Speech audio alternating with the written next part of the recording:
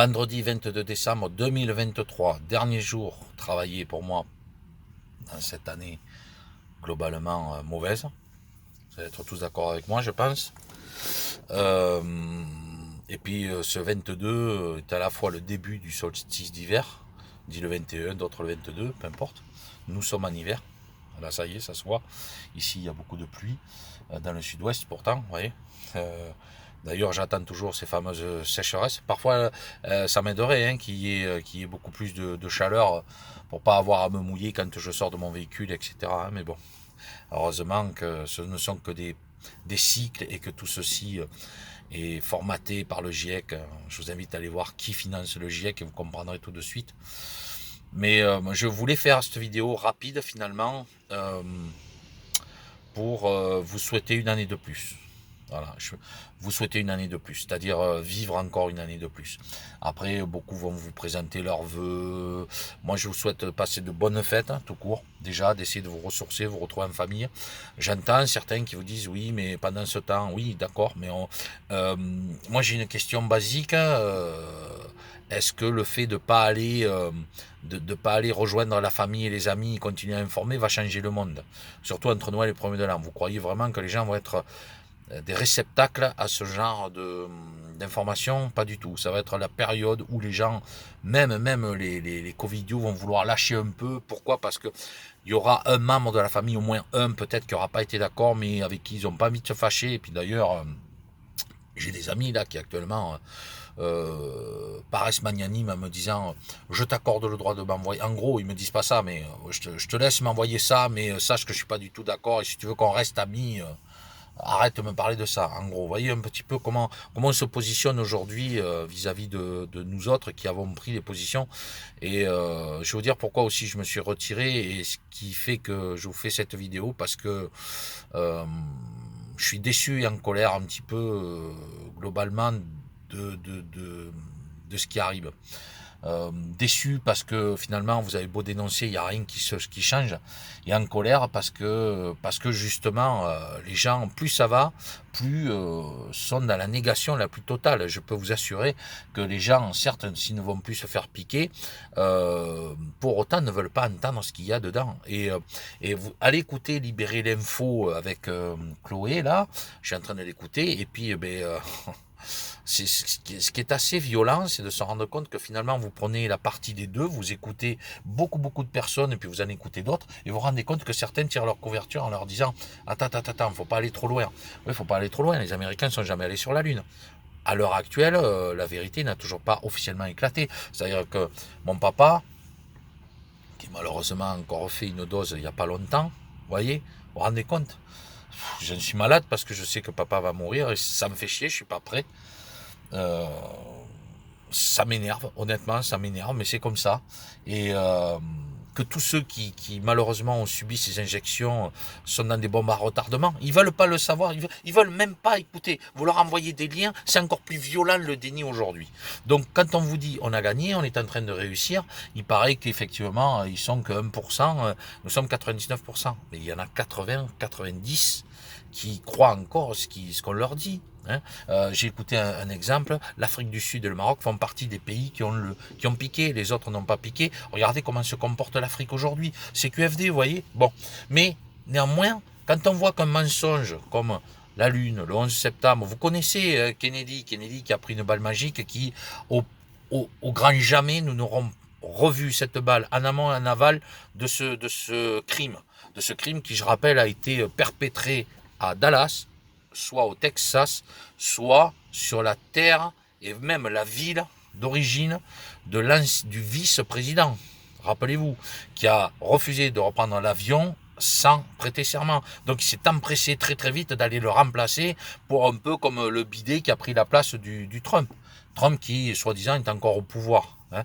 Là aussi, je vous avais prévenu, je vous l'ai dit, donc je sors un peu aussi de mes gants en vous disant, je vous ai dit, il ne se passera rien avant ces prochaines élections. Je vous l'ai dit, je vous le redis, il reste un peu moins d'un an. Voilà, c'est pas compliqué, il reste 11 mois. 11 mois avant que les élections américaines arrivent. En 11 mois, les États-Unis vont encore connaître une destruction record. Je précise aussi que les États-Unis, depuis qu'ils formatent les mensonges, depuis JFK, la Lune et le 11 septembre, et puis la crise 2009 qui a avorté, qui réitère en 2020, à chaque fois, quels en sont les instigateurs, hein, ce sont les Américains. Quand on voit tous les plus grands de guerre qu'il existe dans le monde, les Américains, de près ou de loin, ont toujours été concernés. Regardez déjà sur leur propre terre, comment ils ont massacré les Indiens, et que par la suite, il y a eu la guerre avec, ils ont été contre les Français, puis contre les Anglais. Enfin, regardez un petit peu l'histoire des États-Unis. Ce ne sont rien d'autre que des colons à la base, qui se sont appropriés des terres qui ne leur appartenaient pas, et aujourd'hui, encore là, actuellement, à l'heure où je parle, des gens sont en train de vous faire croire que les vérités vont arriver de ce pays qui n'a cessé que de nous mentir. Alors après, peu importe la monnaie, etc., moi j'insiste, je répète, je persiste et signe que tout ce qui est monnaie numérique est une arnaque phénoménale. Ça va s'écrouler. Et vous voulez un exemple? Ça va faire une semaine qu'on n'a plus Internet. Voilà, on n'a plus Internet. On n'a plus Internet, certes à la maison, mais on n'a plus Internet. Une semaine. Or, si on vous coupe les réseaux téléphoniques, si on vous coupe carrément l'électricité, d'accord? On vous coupe l'électricité. Ce qui est arrivé, je rappelle, en Bretagne. J'ai même mon ami Jean-Pierre Fick, F-I-C-K, que je vous invite à aller voir sur ces chaînes, que j'incite à continuer à faire des vidéos parce elles amènent du bien-être, et puis vous entendez un homme intègre, correct, entier. Enfin, moi, ça vibre quand j'écoute ce bonhomme, et je vous invite à aller l'écouter, vous allez comprendre tout de suite à qui vous avez affaire. N'a pas suffisamment de connexion pour pouvoir converser et écouter tout ce que j'avais écouté là-bas, vous voyez, en Bretagne. Alors qu'il va en Serbie beaucoup plus loin, il m'entend sans aucun problème. Vous voyez un petit peu. Donc déjà, on n'est pas encore au top. Sachez qu'ils sont en train d'installer la 5G d'ailleurs. Et que les anciens téléphones, avant 2018, effectivement, quand vous amusez à fouiller du Bluetooth, vous allez dans le public, vous voyez les codes des personnes qui ont été injectées. Que vous le vouliez ou non. Maintenant, moi, de toute façon, comme je suis en dessous des radars, parce que les algorithmes m'évitent de partager, j'ai des vidéos qui ont perdu des vues. Et à propos de la Lune, si vous n'êtes toujours pas convaincu, je vous invite tout simplement à aller dans un de mes shorts, dans ma vidéo. J'ai fait un petit short, vous allez voir, et vous voyez les derniers pas de Stanley Kubrick en 69 sur le studio de Stanley Kubrick, quoi. Les Américains n'y sont jamais allés et ne pourront jamais y aller. D'ailleurs, écoutez, je vous ai mis dans le descriptif de ce petit short, je vous ai mis tous les liens qui démontrent par A plus B qu'ils ne sont pas allés. Malgré tout, vous avez toujours des gens qui vous traitent de négationnistes et tout ce que vous voulez. Donc comment voulez-vous qu'ils adhèrent? C'est là où je rejoignais Louis Fouché sur l'idée qu'il ne faut pas aller trop loin pour tout faire gober aux gens. Maintenant, là où je suis d'accord avec Salim, c'est que ils vont très très vite et à un point qu'on n'imagine pas. C'est-à-dire qu'effectivement, il faut le savoir ça, ils ont avancé l'agenda qui était prévu 2030, ils l'ont avancé à 2025 ou 2027. Pourquoi ils ont pris 3 ans? Parce qu'ils sont en avance. Et ils vont très très vite. Donc il faut à tout prix qu'ils arrivent au bout du système. Ce que je ne savais pas, c'est que c'est la DARPA qui effectivement a financé la nanotechnologie dans les injections. Mortel ou pas, mais ça c'est pas la question. C'est même pas la question. Même si dans ma paroisse, je vous dis, il y a 1 an de ça, on comptait déjà 118 décès sur 18 paroisses. 18 paroisses, 118 décès. 118. Il y a 1 an. Et entre-temps, dans mon village, il y en a d'autres qui sont partis. Le village voisin aussi. Et dans l'entourage, il a été rare où j'ai pas eu une semaine à entendre tiens, un tel est malade, tiens, un tel a été retrouvé inanimé chez lui, tiens, un était hospitalisé, l'autre est décédé. Pas un. C'est pas une semaine. C'est quasiment, ça m'est quasiment pas arrivé. Et j'ai perdu du monde, je vous le dis. De la famille pour le moment. Bon. Si je vous fais cette vidéo, c'est parce que j'ai fait mon job. Je le dis, je le répète, j'ai fait mon job. Depuis, j'ai croisé du monde dans la rue et j'ai l'impression que je suis fait pour croiser le monde dans la rue et parler avec eux. Ça continue et je me rends compte que les gens sont de plus en plus d'accord, en harmonie avec ce que je raconte. Maintenant, je suis obligé de tempérer parce qu'il y a beaucoup de discours. Par exemple, hier, j'ai dit, vous savez, quand j'ai parlé des 118 décès, tout ça, j'ai dit ce que j'ai dit hier au soir dans une entreprise. Ah bon, mais comment ça se fait? J'ai dit oui, mais c'était Je fais le signe, j'ai eu peur d'une réaction violente. Et ils ont hoché la tête, dire ouais, c'est vrai que, vous voyez, on y va par étapes. Mais ce qui m'emmerde, très sincèrement, ce qui m'emmerde, c'est que j'ai pédalé comme un taré, en queue de peloton, pour rejoindre ce fameux peloton. Et en rejoignant ce fameux peloton, je me suis informé au fur et à mesure du retard. Et là, aujourd'hui, j'ai l'impression, comme beaucoup d'entre nous, on a pris la tête. On est, hop, le peloton a ralenti. Hop, attends, on va pas aller aussi loin. Puis nous, on continue à avancer comme des bourrins. Résultat, quand vous passez le kilomètre, je vais dire 20, eux, ils sont encore au kilomètre 25. Et quand ils arrivent au kilomètre 20, ils vous donnent la même information, ils voient le même panorama et ils voient la même borne que vous, Bornstein, la même borne que vous, mais 5 kilomètres après. C'est-à-dire qu'ils arrivaient 5 km de retard. Vous comprenez ce que je veux dire? Donc, c'est-à-dire qu'une échappée, elle va découvrir en premier, je fais cette analogie avec le vélo, elle va être en premier, il y a une échappée, ça va être les premiers à voir le décor, le panneau, vous voyez ce que je veux dire? Derrière, ils vont le voir, mais après. C'est exactement ce qui se passe actuellement avec nos informations et le public qui peu à peu rattrape. Mais on est sur d'autres courses en même temps. On essaye de jouer sur plusieurs courses. Ou alors, on fait une autre analogie avec le tiercé, puis on est en train de miser sur plusieurs chevaux. Vous avez, il n'y a que certains professionnels qui arrivent à avoir le tiercé, quarté, quinté, etc. Et nous, on essaye de faire ça aussi. Voilà. Seulement, les gens, eux, n'en sont pas là. Ils sont encore à votre course vélo, ils ne sont pas à course de chevaux, vous voyez. Ce sont des analogies débiles. C'est ma façon de réagir. Et je pense qu'avec ça, je fais comprendre, parce que moi, j'ai toujours expliqué comme ça aux gens, et les gens me comprenaient, ils arrivaient à suivre. Oui, mais si ton cheval s'écroule, etc., tu vas continuer. Et bonne question. Très bonne question. Ça, peut-être que je vais éluder le sujet. On verra plus tard. On verra plus tard si ça vaut la peine de faire finir la course. Mais en attendant, tu vois, les 4 autres, je t'ai pas dit de bêtises. Oui, en effet, c'est vrai. Et puis, avant 2020, on pouvait discuter avec les copains. Aujourd'hui, on peut plus. Donc, je vais essayer de faire rapide parce que sinon, je repars encore pour des très très longues vidéos qui sont pas vues de toute façon. Je sais pas quand est-ce que je vais la poster. Je la fais maintenant. Je vais la poster peut-être ce soir, demain, j'en sais rien. Sachez que, je répète, nous sommes le 22 décembre. J'enregistre ça. Il est 14h passé. Je vais partir. Je vais faire comme tout le monde. On va se réunir en famille, au moins ce week-end. Le premier de l'an, nous n'avons rien prévu. Donc je pense qu'on va le faire entre nous, tranquillement. Mais là, on va se réunir en famille, et puis une famille, entre guillemets, de résistants. C'est-à-dire que j'ai de la chance d'avoir une partie de la famille qui a compris. Je ne sais pas si elle m'a écouté, parce que moi, dès confinement fait, certains n'ont pas du tout écouté, d'ailleurs sont fait piquer. Et ceux qui sont fait piquer là ne seront pas avec nous pendant ces fêtes-là. C'est triste, mais c'est comme ça. Mais bon, après, ça a toujours été. Il y a la belle famille, ils préfèrent la belle famille. Belle famille qui, elle, est... C'est comme ça. Et puis, il y a cette famille-là. Est-ce que c'est parce qu'ils m'ont écouté? Est-ce qu'ils ont eu leurs propres doutes? Dans l'absolu, je m'en fous. Même à la limite qu'on ne m'écoute pas, ou qu'une seule personne m'écoute et que cette seule personne ait réussi à passer au travers, tant mieux.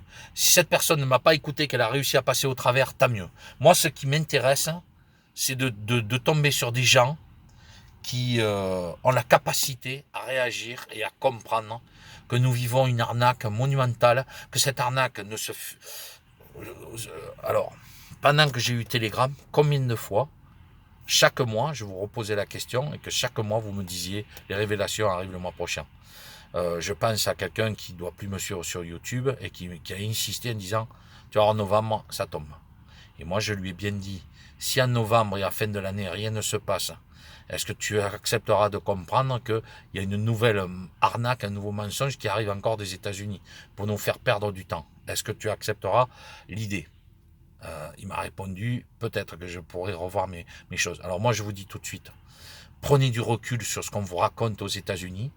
Allez voir ceux qui vivent aux États-Unis vraiment et qui le vivent en pleine gueule et qui vous donnent des informations sourcées réelles et pas de l'approximation avec des choses qui ont été écrites avant que ça arrive.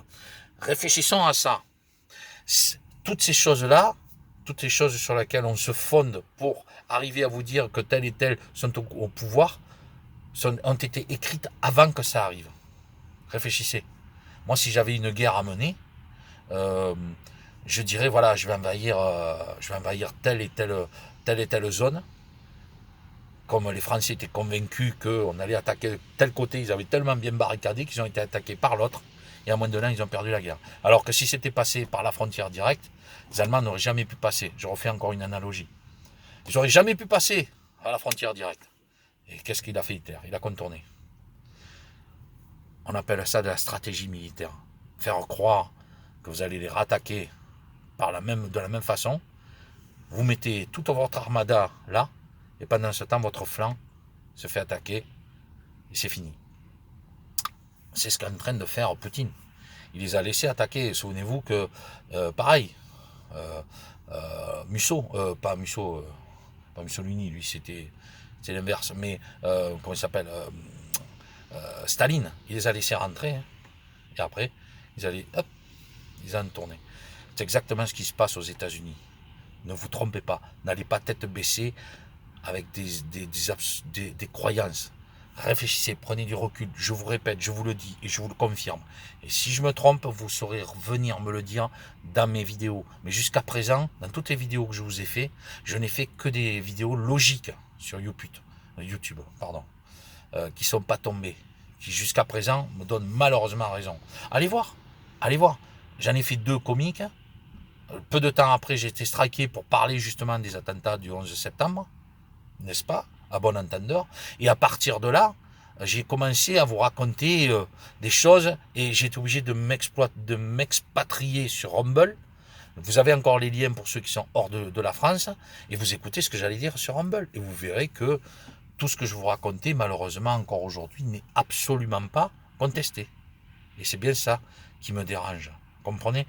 Donc, économisez vos énergies, préservez-vous, allez retrouver la famille, quitte à être hypocrite avec eux. Mais si on doit être hypocrite pour passer un maximum de temps avec eux, si on peut rien faire, on peut rien faire. Je veux dire, moi je vous demande pas de rien faire. Je vous ai dit, j'ai abandonné ce combat-là de m'exposer et d'aller tête baissée dans un truc pour aller me diviser au milieu de la foule. Et ça marche. Je peux vous assurer que ça marche. Le seul déclic qu'on n'a pas et que vous pouvez faire ce que vous voulez. Je persiste et signe en vous disant cela. Sinon, on n'a pas un coup de main de troupes régaliennes ou d'une armée qui prend le pouvoir, nous ne pourrons rien faire. Nous pourrons contester, mais je ne crois sincèrement pas, je vais être objectif, je ne crois sincèrement pas que le peuple sera en capacité de bouger. Parce que le peuple, il est oppressé. On lui dit, si tu bouges là, moi je te coupe tel droit.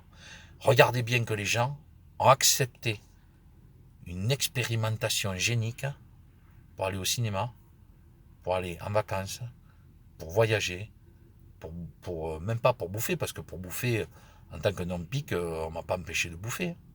D'ailleurs, le président de la République actuelle l'a dit. Il a dit qu'il y aura une catégorie de population, je parle d'un dénommé Jacques, et non pas de sa marionnette, une catégorie de la population, ils manqueront de rien, seront pas malheureux, mais seront, voilà, une partie, seront des nomades.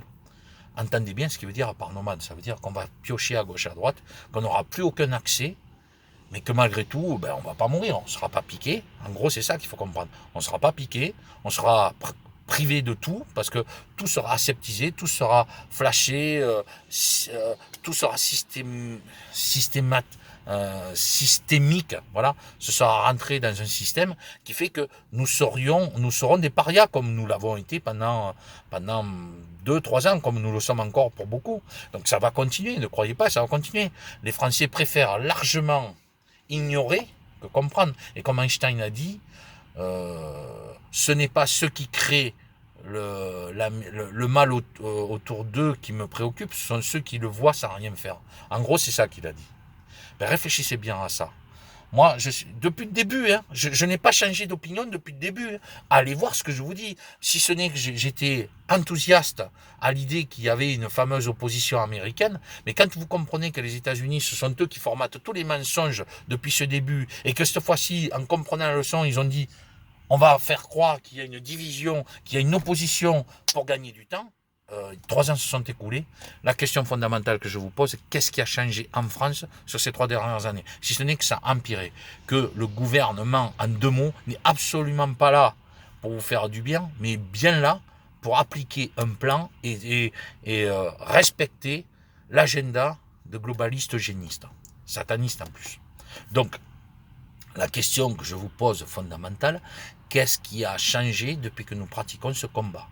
Moi, j'ai compris que maintenant, s'égosiller, à vouloir appeler des gens, rappelez-vous qu'à l'entrée même des fameux camps de travail de la Seconde Guerre mondiale, jusque-là, les pauvres familles juives qui étaient exterminées ne voulaient même pas y croire jusqu'à la fin. Elles disaient, mais non, mais c'est pas possible. Même à la rafle du Veldiv, ils disaient, mais comment tu veux qu'ils nous éliminent à tous? Regarde combien on est, c'est pas possible. Ils sont où maintenant? Voilà.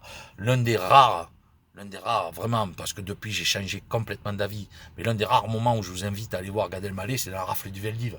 Regardez ce qui s'est passé. Même à ce moment-là, les gens n'y croyaient pas. Ils se sont dit, même les gendarmes qu'ils ont déplacés à l'époque, ignoraient qu'ils envoyaient au bagne. Ils envoyaient, pas au bagne, ils envoyaient à la mort. Ils l'ignoraient. Je vous assure qu'ils l'ignoraient. Donc, beaucoup étaient complices sans savoir ce qui se tramait. Donc ne croyez pas qu'aujourd'hui, les gens qui vous écoutent vont avoir la conviction profonde que non seulement vous avez raison, mais qu'en plus, le gouvernement leur veut du mal. Ils vont se dire, ouais, ce gouvernement, il commence à nous gonfler. La bonne nouvelle, c'est que comme ils vont très très vite dans leur truc, ils ont tellement de choses à faire, c'est ce que je vous ai dit, ils s'éperpillent, ils vont un peu trop loin. Donc c'est eux qui ont mis les chevaux en tête.